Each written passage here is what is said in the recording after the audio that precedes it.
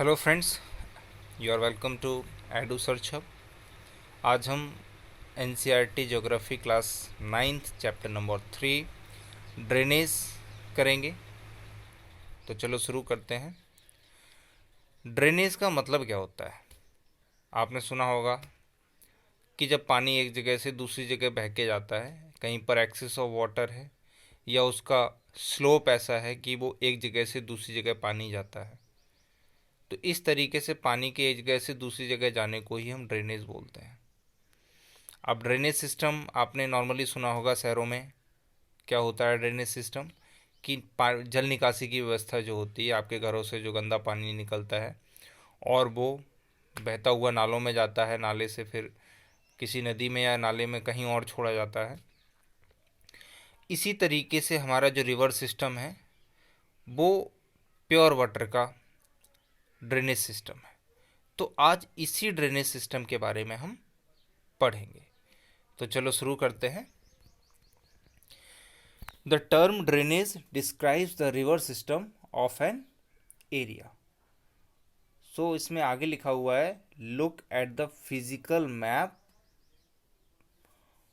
तो देखते हैं फिजिकल मैप कहाँ पर दे रखा है। नीचे ये आपको यहाँ पर फिजिकल मैप ऑफ इंडिया दिखा रखा है।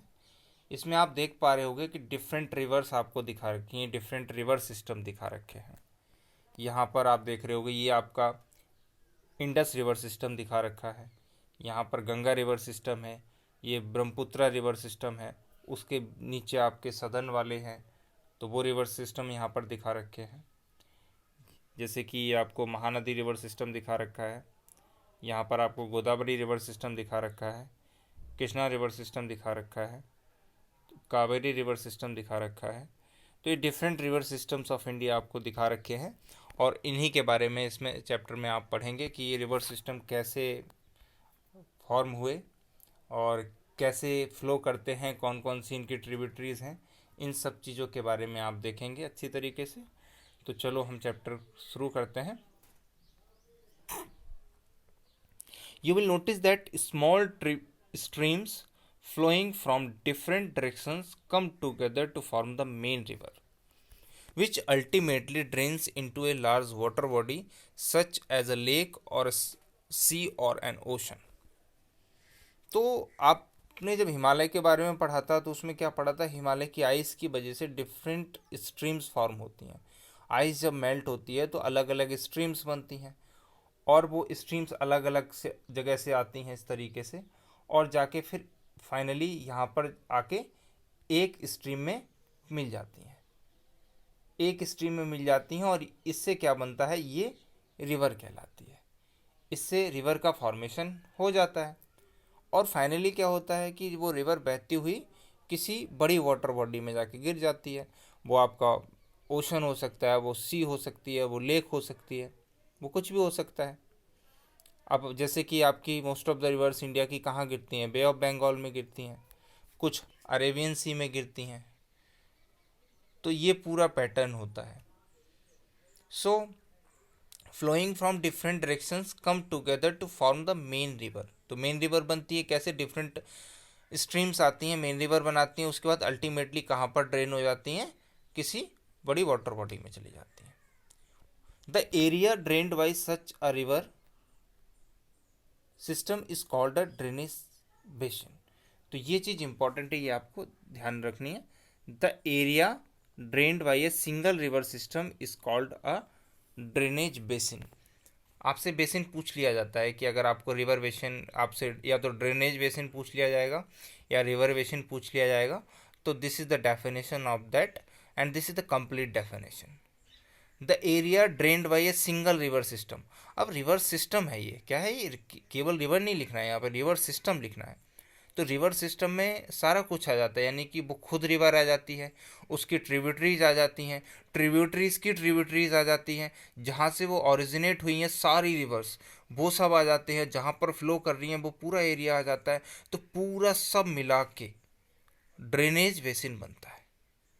तो आप इस तरीके से आराम से डिफाइन कर सकते हो। इतना सब कुछ आपने केवल 2 शब्दों में समेट दिया रिवर सिस्टम में। रिवर सिस्टम में सारा कुछ आ जाता है, और इस सब को आपने दो शब्दों में समेट दिया, ड्रेनेज बेसिन में। So the area drained by a single river system is called a drainage basin. So this is easy. A closer observation on a map will indicate that any elevated area, such as a mountain or an upland, separates two drainage basins. Such an upland is known as a water divide. तो इसको हम क्या बोलते हैं? Water divide. आप आराम से देख पा रहे होगे. यहाँ पर क्या दिख रहा है आपको कि ये क्या है? एक ये ड्रेनेज बेसिन है और एक बी ड्रेनेज बेसिन है, और इसके बीच में कोई एक ऊंचा क्षेत्र है, ऊंचा एरिया है. ये डेफिनेटली हार्ड रॉक्स होंगी, तभी ये यहाँ पर इनका एरोजन नहीं हो पाया और ये बीच में खड़ी की खड़ी रह गई हैं. तो इस तरीके से ये क्या कर रहा है? ये इस पार्ट को और इस पार्ट को डिवाइड कर रहा है. ये किसको डिवाइड कर रहा है? ड्रेनेज सिस्टम क्या है? वाटर ही तो है.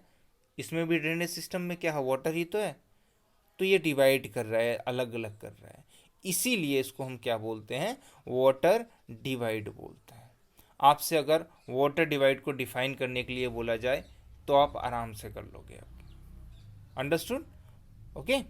सो any elevated area such as a mountain or any upland which separates two drainage basins. Such an upland is known as a water divide. So this is known as what? Water divide. Understood? आगे देखते हैं. इसके बाद क्या दे रखा है? एक do you know fact दे रखा है. The world's largest drainage basin of the Amazon river. तो दुनिया का जो सबसे बड़ा ड्रेनेज बेसिन है वो क्या है? वो अमेजोन रिवर का ड्रेनेज बेसिन है. कौन सा है? अमेजोन रिवर का ड्रेनेज बेसिन है. अमेजोन तो आपको पता होगी कहाँ पर है. अभी अमेजोन फॉरेस्ट में काफ़ी ज़्यादा आग लगी थी, तो ये उसको अमेजोन फॉरेस्ट इसीलिए बोला जाता है क्योंकि वहाँ से अमेजोन रिवर फ्लो करती है. अमेजोन रिवर कहाँ फ्लो करती है? साउथ अमेरिका में फ्लो करती है. कहाँ पर? South America. उसमें वेनेजुएला आ जाता है, उसमें ब्राज़ील आ जाता है. तो ये आपको पता होगा. सो this is the largest drainage basin in the world. उसके बाद एक यहाँ पर फाइंड आउट दे रखा है, which river has the largest basin in India. तो ये तो काफ़ी आसान है. Answer is what? Answer is Ganga river basin. Second कौन सा है? Godavari river basin. अब आपको ये आपके दिमाग में आ रहा होगा कि ब्रह्मपुत्र रिवर तो बहुत लंबी है, उसका क्यों नहीं बोला? उसका क्यों नहीं है? क्योंकि आपको पता होगा ब्रह्मपुत्र रिवर है वो ज़्यादातर अदर कंट्रीज़ में फ़्लो करती है. वहाँ पर तिब्बत में यानी कि चाइना में फ़्लो करती है. उसके बाद इंडिया में अरुणाचल से एंटर करके आसाम में फ़्लो करती है. बाद में पूरी की पूरी वो बांग्लादेश में चली जाती है. तो उसका फ्लो इंडिया में काफ़ी कम है. इसलिए लार्जेस्ट कौन सा है इंडिया में? That is Ganga river system. Okay, Ganga drainage system. और second Godavari. Godavari peninsular river system में आता है, और गंगा आपका किस में आता है? गंगा आता है आपका हिमालयन रिवर सिस्टम में. तो आपको इस तरीके से भी क्वेश्चन आपसे पूछा जा सकता है कि हिमालयन रिवर सिस्टम में लार्जेस्ट कौन सा है? तो गंगा है. इंडिया की सबसे लार्जेस्ट कौन सी है? इंडिया की लार्जेस्ट कौन सी है? तो वो गंगा है. अगर ये पूछा जाए कि साउथ इंडिया की कौन सी है, तो वो गोदावरी है. सिंपल है कि नहीं है? हाँ, आगे देखते हैं. Drainage systems in India. The drainage systems of India are mainly controlled by the broad relief features of the subcontinent. तो ये सब कॉन्टिनेंट है. आपको मालूम है इंडिया क्या है? एक सब कॉन्टिनेंट है, और इंडियन सब कॉन्टिनेंट में नेपाल, भूटान, अफगानिस्तान, पाकिस्तान, बांग्लादेश, ये सारी कंट्रीज आ जाती हैं. तो इसमें क्या है? रिलीफ फीचर्स काफ़ी फैले हुए अलग अलग हैं, डाइवर्सिटी है रिलीफ फीचर्स में. वो आपने चैप्टर 2 में अच्छी तरीके से पढ़ा. कहीं पर माउंटेन्स हैं, तो कहीं पर प्लेट्यूज हैं, कहीं पर प्लेन है, कहीं पर कोस्टल प्लेन है, कहीं पर वेस्टर्न ईस्टर्न घाट्स हैं. तो डिफरेंट रिलीफ फीचर्स हैं यहाँ पर. So accordingly, the Indian rivers are divided into two major groups: the Himalayan rivers and the peninsular rivers. So this is very prominent and important question which is asked, that you have to differentiate between Himalayan rivers and the peninsular rivers. ये आपके class 9th में बहुत ज़्यादा पूछा जाता है, और इसको यूपीएससी जैसे एग्ज़ाम्स जो होते हैं तो मेंस आंसर राइटिंग में वो भी पूछा जाता है। तो दोनों जगह ये काफ़ी ज़्यादा पूछा जाता है, हिमालयन रिवर्स और पेनिनसुलर रिवर्स, इन दोनों में रिवर सिस्टम है, इनमें डिफ्रेंशिएट करना है। चलो तो देख लेते हैं। तो फर्स्ट तो डिफ्रेंशिएशन आपको ये दिख ही रहा होगा कि हिमालयन रिवर्स हैं तो इसका मतलब वो हिमालय से फ्लो करके आ रही हैं, और पेनिनसुलर रिवर्स हैं वो कहाँ फ्लो करती है, पेनिनसुलर इंडिया में फ्लो करती हैं। पेनिनसुलर क्यों बोलते हैं आपको बताया था, क्योंकि जो हमारा साउथ इंडिया है वो तीन तरफ से पानी से घिरा हुआ है। जब कोई भी लैंड मास तीन तरफ से वाटर बॉडी से घिरी होती है उसको हम पेनिनसुला बोलते हैं। So this is very easy. उसके बाद क्या डिफरेंसेस हैं वो आगे देख लेते हैं। Apart from originating from the two major physiographic regions of India, है ना, डिफरेंट फिजियोग्राफिक रीजन से फ्लो करती हैं। एक हिमालयन फिजियोग्राफिक रीजन से हो तो दूसरी पेनिनसुलर इंडिया से। तो these are two different, totally different physiographic regions of India, and from these two rivers are originating. The Himalayan and the peninsular rivers are different from each other in many ways. Most of the Himalayan rivers are perennial. Now question is here that what is the meaning of perennial system? Perennial system means what? That water is continuous all time, यानी कि 12 के 12 महीने इनमें पानी बहता रहता है, पानी की कमी नहीं होती है इन रिवर्स में। क्यों नहीं होती है? एक तो इनको पानी मिलता है किससे, जो रेनफॉल होता है, बारिश होती है, उससे पानी मिल जाता है। और जब बारिश नहीं होती है तब किससे पानी मिलता रहता है उनको, कंटिन्यू रहता है, जो आइस हिमालय में है वो मेल्ट होती रहती है और इनको पानी मिलता रहता है। इसीलिए कैसी होती है, इसीलिए ये पेरिनियल होती है, यानी कि सदावाहनी होती हैं, हमेशा पानी इनमें रहता है। अंडरस्टूड? ओके, आगे देखते हैं। It means that they have water throughout the year, यही चीज लिखी हुई है। These rivers receive water from rain as well as from melted snow from the lofty mountains. Lofty means high mountains. Lofty का मतलब क्या होता है, high mountains. So the two major Himalayan rivers, the Indus and the Brahmaputra, originate from the north of the mountain ranges. ये कहाँ से आपकी इनके ओरिजिनेट कहाँ होती हैं आपको पता है, इंडस भी तिब्बत से निकलती है और ब्रह्मपुत्रा भी तिब्बत से ही ओरिजिनेट होती है। So they have cut through the mountains making gorges. अब क्वेश्चन ये बनता है कि गॉर्ज क्या होता है। चलो तो गॉर्ज क्या होता है वो एक बार हम देख लेते हैं। यहाँ पर आपको दिखा रखा है अच्छी तरीके से, ये आपको क्या दिखा रखा है, यहाँ पर गॉर्ज दिखा रखा है। तो जब कोई रिवर फ्लो करती है, और मिलियंस ऑफ ईयर्स तक रिवर्स फ्लो करती हैं, और वो धीरे धीरे काटती जाती हैं और इस तरीके से खड़ी ढाल बना लेती हैं, ऐसा कि आप यहाँ पर देख पा रहे होंगे। इस तरीके से क्या एक खड़ी ढाल बना लेती हैं, और बीच में यहाँ पर जो रिवर फ्लो कर रही है, तो इस तरीके से खड़ी ढाल बना लेना, स्टीप स्लोप बना लेना, इसी को हम क्या बोलते हैं, गॉर्ज बोलते हैं। सो this is what, this is gorge, है ना। तो ये गॉर्ज आपने नर्मदा है जैसे रिवर ताप्ती है ना, और महानदी है ना, तो यहाँ पर गोदावरी है, यहाँ पर भी हल्के हल्के गॉर्ज देखने को मिलते हैं, लेकिन नर्मदा ताप्ती में काफ़ी गहरे गहरे गॉर्ज देखने को मिलते हैं आपको। तो आगे देखते हैं। So the Himalayan rivers have long courses from their source to the sea. They perform intensive erosional activity in their upper courses and carry huge loads of silt and sand. तो अब इसमें क्या लिखा हुआ है कि अब हिमालयन रिवर्स ऊपर से बह के आती हैं काफ़ी ऊंचाई से, वहाँ पर क्या होता है कि आइस कैप्स होते हैं, तो जब वो आइस मेल्ट होती है धीरे धीरे पानी बह के आता है, तो वहाँ पर जो भी रॉक्स हैं, जब रॉक्स से होके ये पानी आता है तो रॉक्स को भी काटता रहता है, और साथ में क्या बहुत सारा लोड लेके आते हैं, सिल्ट लेके आते हैं, सैंड लेके आते हैं। तो इससे क्या होता है, बड़े बड़े पत्थर तो वहीं पर छोड़ देती है, तो वहाँ पर भाबर बन जाता है, बताया था आपको। अगर आपको ये सब समझना अच्छी तरीके से तो आप चैप्टर नंबर 2 अच्छी तरीके से देख सकते हैं। So huge loads of silt and sand which is deposited there in the middle and the lower courses. These rivers form meanders, oxbow lakes and many other depositional features in their relief. तो in their course, तो अब होता क्या है कि इसमें depositional features हैं। ये कैसे, ये तो बात आपको ये याद रखनी है, ये कैसे फीचर्स हैं, डिपोजिशनल फीचर्स हैं। यानी यहाँ पर वो सैंड जो लाई जा रही है रिवर्स के द्वारा, वो यहाँ पर डिपॉजिट की जा रही है, उससे ये फीचर्स फॉर्म हो रहे हैं। तो अब एक बार हम देख लेते हैं किस तरीके के ये फीचर्स हैं, उसके बाद हम आगे बढ़ते हैं।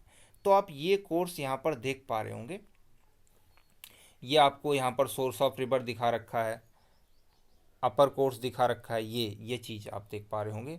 तो ये क्या है, सोर्स ऑफ कोर्स ये दिखा रखा है, यहाँ से ओरिजिनेट हो रही है रिवर। उसके बाद ये पूरा अपर कोर्स है, यानी कि जो हिमालय वाला रीजन है ये उसके ऊपर का ही पार्ट आपको दिखा रखा है, ये अपर कोर्स है। उसके बाद ये क्या है, मिडिल कोर्स है, और मिडिल कोर्स में आपको मिएंडर ज़्यादा कुछ देखने को मिल रहे होंगे। अब क्वेश्चन ये बनता है मिएंडर होता क्या है। तो इस तरीके से फ्लो करना रिवर का, यानी कि जिगजैग शेप में फ्लो करना, तो इसको हम क्या बोलते हैं, मिएंडर बोलते हैं। रिवर यहाँ पर मिएंडरिंग करती है, और मिएंडर्स काफ़ी ज़्यादा आपको देखने को मिल जाएंगे। आप नॉर्दर्न जो रिवर सिस्टम है वहाँ पर कहीं पे भी किसी भी रिवर में आप देखने जाएं तो उसमें आपको मिएंडर्स देखने को मिल जाएंगे। अब उसके बाद यहाँ पर आपको देखो ऑक्सबो लेक दिखा रखी है, कि ऑक्सबो लेक कैसे बनती है, ये आपको यहाँ पर दिखा रखी है। तो ऑक्सबो लेक में आप देख पा रहे होंगे ये, कि इसमें पहले एक मिएंडर बना था। क्या बना था, इस तरीके से मिएंडर बना था। बाद में क्या हुआ, यहाँ पर डिपोजिशन होता गया, बाद इसमें डिपोजिशन होता गया, और डिपोजिशन इतना ज़्यादा हो गया कि पानी इसमें तो भर गया, और ये जो मिएंडर था वो मेन रिवर से कट गया, मेन रिवर से वो अलग हो गया। तो इसको हम बोलते हैं ऑक्सबो लेक। तो ये क्या बन गई, लेक बन गई एक। अब इसको ऑक्सबो क्यों बोलते हैं, क्योंकि इसकी आप शेप देख पा रहे होगे, इस तरीके से शेप है। तो ये क्या है, ऑक्सबो, यानी कि जो बैल होता है उसके पैर की तरह इसकी शेप है, इसीलिए इसको हम ऑक्सबो लेक बोलते हैं। तो ये चीज़ आपको समझ में आई होगी। और लोअर कोर्स आपको दिख रहा होगा, लोअर कोर्स मतलब जहाँ पर वो ये माउथ होता है रिवर का। माउथ का मतलब जहाँ पर रिवर किसी वाटर बॉडी में, बड़ी वाटर बॉडी में, सी है, ओशन है, लेक है, वहाँ पर जाके मिलती है। तो यहाँ पर क्या बनता है, यहाँ पर डेल्टा बनता है। इस तरीके से आपने जब सुना था कि एक रिवर आती है तो वो अपनी डिस्ट्रीब्यूट हो जाती है रिवर काफ़ी ज़्यादा। अब डिस्ट्रीब्यूट का मतलब क्या है, कि वो रिवर बीच में यहाँ पर पानी इकट्ठा हो गया, जैसे ये कोई रिवर आ रही है, बीच में यहाँ पर डिपोजिशन कर दिया, यहाँ पर डेल्टा बना दिया ट्रायंगुलर, यहाँ पर डेल्टा बना दिया, और ये डिफरेंट डिफरेंट पार्ट में इस तरीके से डिवाइड हो जाती है, ब्रांचेज में डिवाइड हो जाती है। तो डिस्ट्रीब्यूट हो रही है ना, तो इसलिए इनको हम सबको क्या बोलते हैं, इनको हम बोलते हैं डिस्ट्रीब्यूटरीज। और इस तरीके से बीच बीच में ये आपको ट्रायंगुलर शेप दिख रहे होंगे यहाँ पर, तो इनको क्या बोलते हैं, हम डेल्टास बोलते हैं। So what are deltas, deltas क्या हैं, डेल्टास जब डिपोजिशन हो जाता है लोअर कोर्स में, यानी कि माउथ के पास में किसी रिवर के द्वारा डिपोजिशन हो जाता है, और उस डिपोजिशन से ट्रायंगुलर शेप बन जाती है, तो इसी को हम डेल्टा कहते हैं। तो ये चीज़ काफ़ी आसान थी और आपको ये चीज़ समझ में भी आई होगी। अब हम देखते हैं आगे। सो डिपोजिशनल फीचर्स थे, तो ऑक्सबो लेक आपको समझ में आया होगा, मिएंडर आपको समझ में आया होगा, and many other depositional features जो यहाँ पर दे रखे हैं वही डिस्कस करेंगे, और एक्स्ट्रा डिस्कस नहीं करेंगे। अगर आपको एक्स्ट्रा डिस्कस करवाने हैं तो आप उनको लिख के भेज दीजिएगा, मैं डिस्कस कर दूंगा बाद में। So they also have well developed deltas. तो अभी आपने डेल्टा देखा। A large number of the peninsular rivers are seasonal, वहाँ पर देखा था वो पेरिनियल थी। This is the first difference, वो पेरिनियल थी और ये कैसी हैं, सीजनल है, यानी कि जब बारिश होती है तब पानी मिलता रहता है तभी फ्लो करती हैं, बट उनमें ऐसा नहीं था। As their flow is dependent on rainfall, किसकी, पेनिनसुलर रिवर्स पे। During the dry season even the large rivers have reduced flow of water in their channels. किसकी बात हो रही है, ड्राई सीजन में, यानी कि बड़ी बड़ी रिवर्स में भी पानी नहीं रहता है, क्योंकि पानी कहाँ से रहेगा, जब बारिश होगी तभी तो पानी रहेगा, बड़ी हो छोटी हो। हाँ, बड़ी रिवर्स में क्या होता है कि अब पानी ज़्यादा होता है, तो अब कुछ दिनों तक अगर बारिश नहीं भी होती है तो उसमें वाटर फ्लो करता रहता है, बट एक काफ़ी टाइम तक अगर ना हो तो वो सूख जाती है। सो वही चीज़ आपको यहाँ पर बता रखी है। So the peninsular reverse have shorter and shallower courses as compared to their Himalayan counter parts. तो कैसे होते, सेलोअर कोर्स होता है इनका। सेलो क्यों? क्योंकि आपको मालूम है कि वहाँ पर क्या है, एलुवियल सॉइल है, हिमालय जहाँ से हिमालयन रिवर जहाँ से बह के आती हैं, तो वहाँ पर एलुवियल सॉइल है, तो वहाँ पर वर्टिकल इरोजन करना काफ़ी ईजी होता है उनके लिए। वर्टिकल इरोजन तो आप समझ रहे होंगे ना, इस तरीके से नीचे से काटते जाना उसको आसान होता है काफ़ी।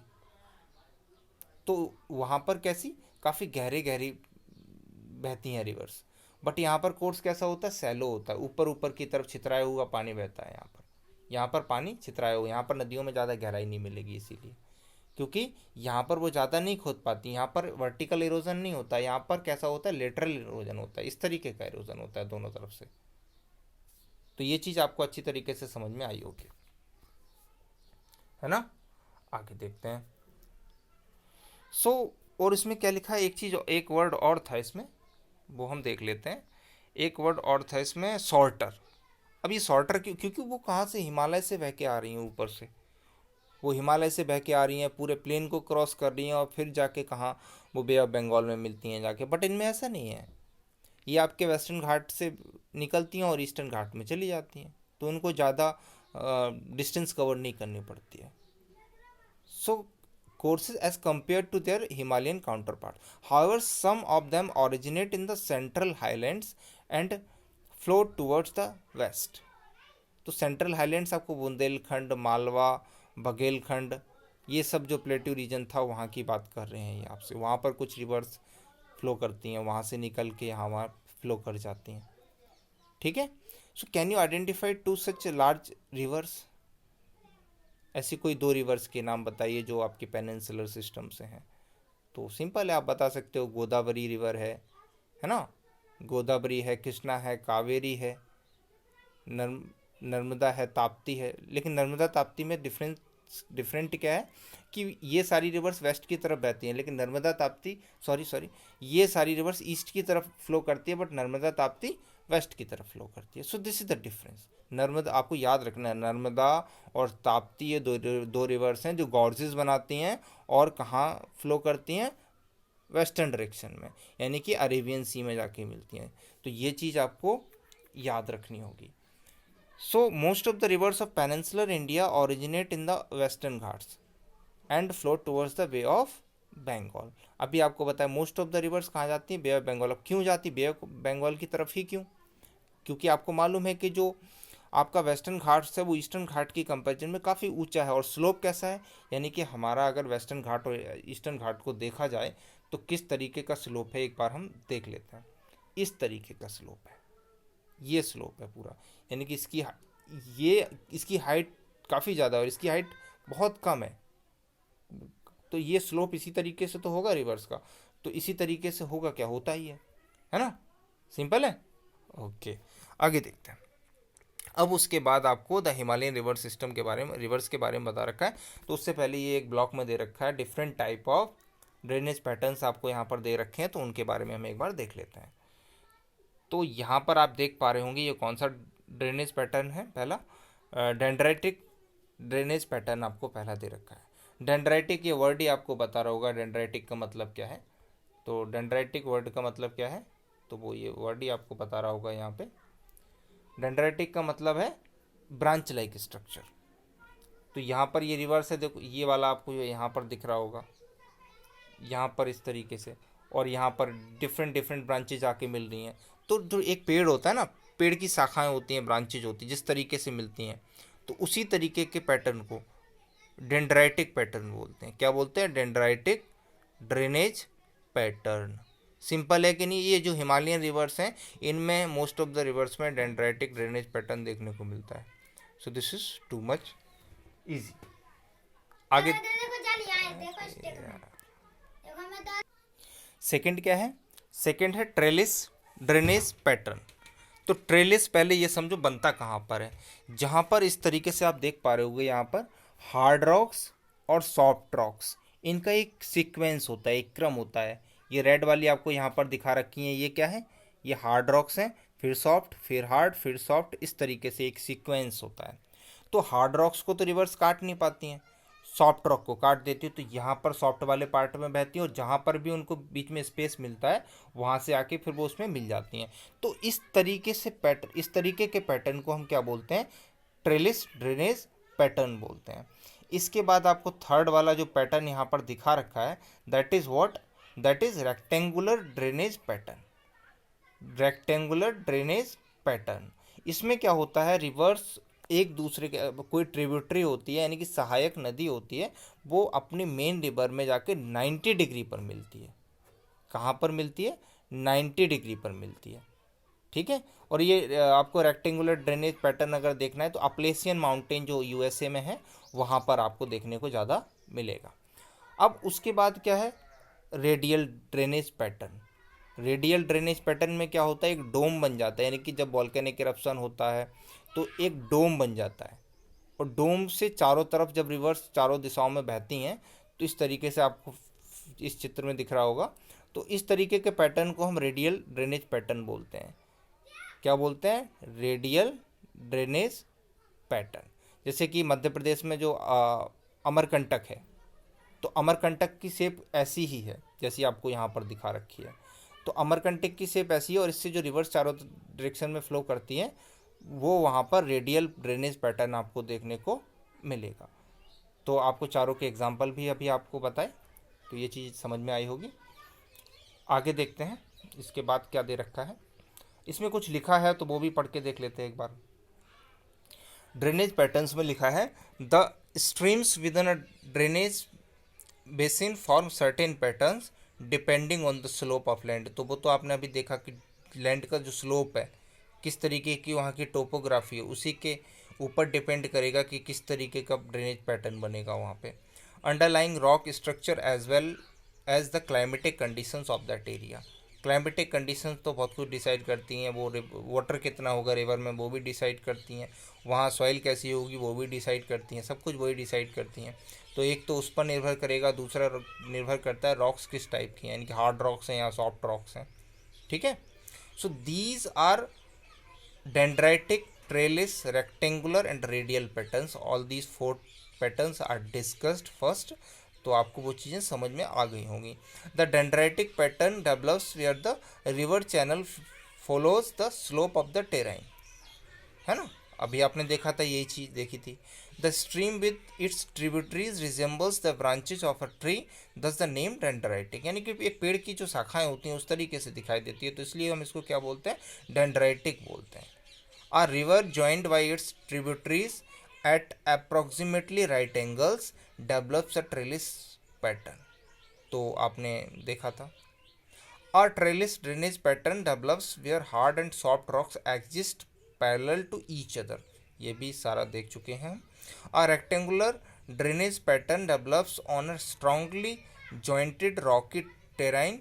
The radial pattern develops when streams flow in different directions from a central peak और डोम लाइक स्ट्रक्चर।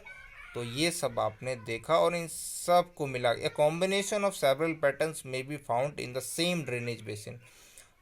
अब ये किस पर डिपेंड करेगा, ये डिपेंड करेगा कि वहाँ के कितने बड़े बेसिन, उसका कितना बड़ा है, यानी कि कौन कौन से उसके फिजिकल फीचर्स हैं जिनसे वो होके गुजर रही है, और डिपेंड करेगा रेनफॉल डिफरेंट पार्ट में कितनी होती है, क्लाइमेटिक कंडीशंस अलग अलग तो नहीं है। तो ये सब मिला के आपको एक ही ड्रेनेज बेसिन में अलग अलग देखने को मिल सकते हैं। So this is very easy. तो यहाँ तक आपको समझ में आया होगा। अब उसके बाद द हिमालयन रिवर्स के बारे में यहाँ पर आपको दे रखा है। सो देख लेते हैं the Himalayan rivers. The major Himalayan rivers are the Indus, the Ganga and the Brahmaputra. These rivers are long and are joined by many large and important tributaries. A river along with its tributaries may be called a river system. So that is what, that is river system। Basin क्या था, basin जिस physical feature में वो बह रही थी, यानी कि लैंड के ऊपर बह रही थी, तो वो पूरा surface that was basin. But river system क्या है, यहाँ पर रिवर्स की ही बात हो रही है, यानी कि जो वाटर फ्लो कर रहा है उसमें ट्रिब्यूटरीज उसकी मिल रही हैं आके, तो ये सब मिला के रिवर सिस्टम बनता है। जैसे गंगा है तो गंगा का रिवर सिस्टम केवल गंगा नहीं आएगी उसमें, उसमें यमुना भी आएगी, उसमें सोन भी आएगी, उसमें कोसी भी आएगी, है ना। तो जो भी रिवर्स उसमें मिलती हैं, घाघरा भी आएगी, तो जो भी उसमें रिवर्स मिलती हैं वो पूरा की पूरी रिवर सिस्टम में आ जाती हैं। अब उसके बाद आपको फर्स्ट रिवर सिस्टम जो यहाँ पर दे रखा है that is Indus river system. तो इसको समझने से पहले एक बार मैप देख लेना काफ़ी ज़रूरी होता है। तो यहाँ पर हम मैप देखते हैं इंडस रिवर सिस्टम के बारे में, यहाँ पर आपको दिखा रखा है अच्छी तरीके से। ये आपको पूरा यहाँ पर इंडस रिवर सिस्टम दिख रहा होगा। यहाँ पर आप देख पा रहे होंगे ये है आपकी कौन सी रिवर यहाँ से ओरिजिनेट हो रही है तिब्बत से, दैट इज़ इंडस रिवर।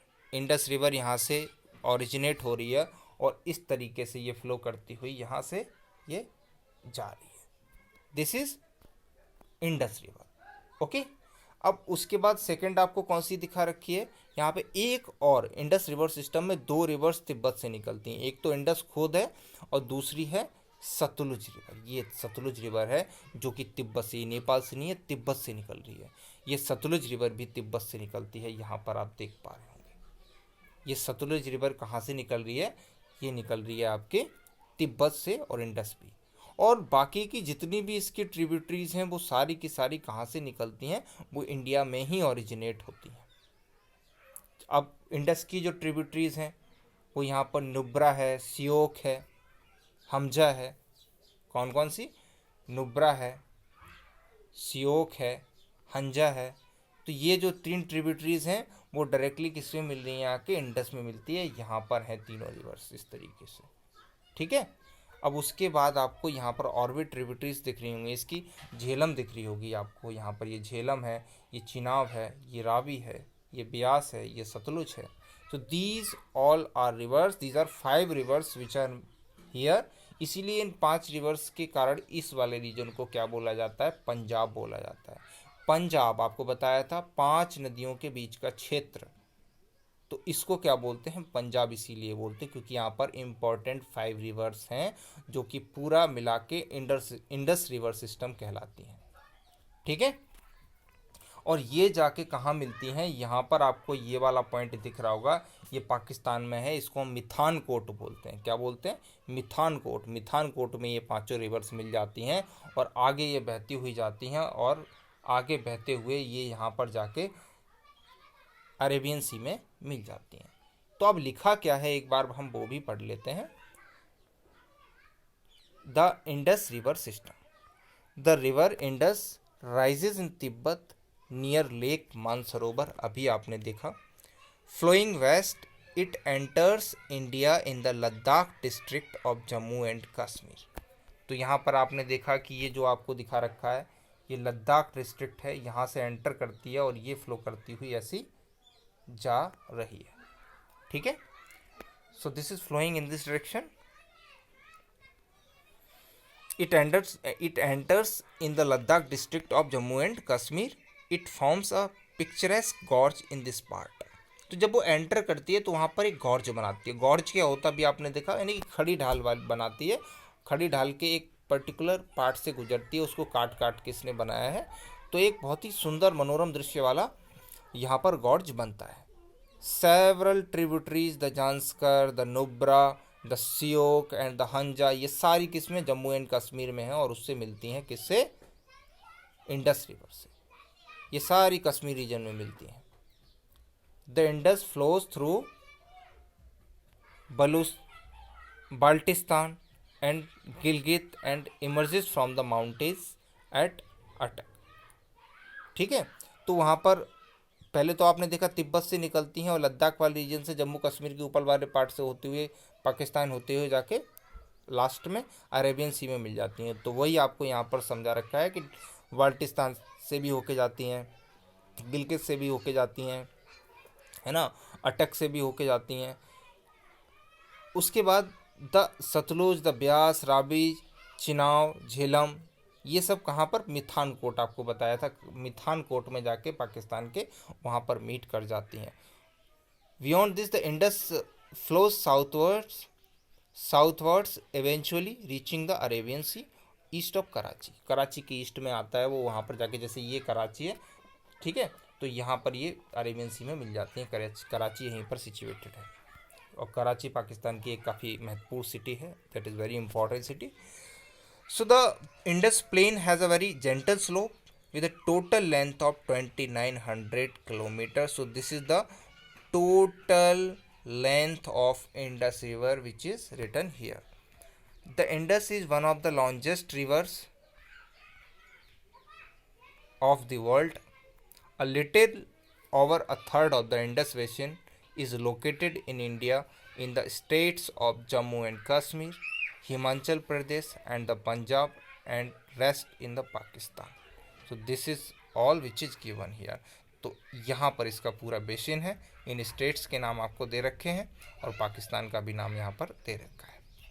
अब आपने सुना होगा कि पाकिस्तान और इंडिया के बीच में काफ़ी विवाद रहता है। क्या विवाद रहता है कि इतना पानी आप भारत क्या कर रहा है, डैम बना रहा है, पानी रोक रहा है ना। किशनगंगा नदी पर जो डैम बना रहा था इंडिया, तो उस पर भी पाकिस्तान ने ऑब्जेक्शन किया था।